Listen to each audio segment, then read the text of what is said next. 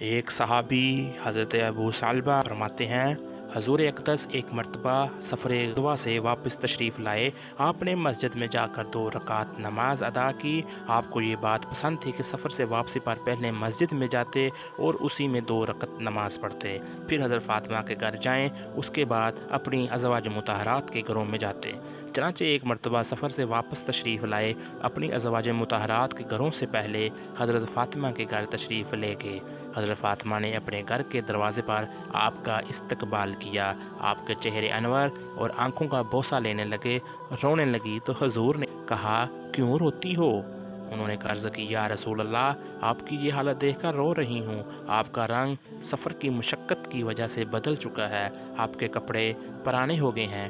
یہ سن کر آپ نے فرمایا، اے فاطمہ، مت رو، اللہ نے تمہارے باپ کو ایسا دین دے کر بھیجا ہے جس کو اللہ روح زمین کے ہر پکے گھر میں، ہر کچے گھر میں، ہر اونی خیمہ میں ضرور داخل کرے گا۔